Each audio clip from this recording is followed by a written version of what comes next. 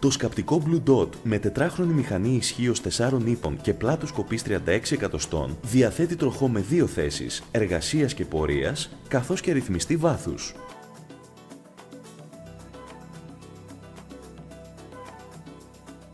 Η επιλογή των 3 θέσεων εργασίας από το χειρομοχλό μας δίνει τη δυνατότητα να επιλέξουμε τις στροφές των μαχαιριών ανάλογα με την εργασία. Η διαιρούμενη ταμπακέρα μας βοηθάει στην εύκολη συντήρηση και στην επισκευή.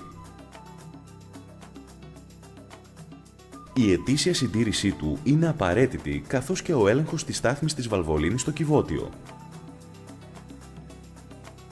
Επιπλέον, πρέπει να ελέγχουμε τη στάθμη λαδιού του κινητήρα πριν από κάθε χρήση, όπως και την κατάσταση των μαχαιριών.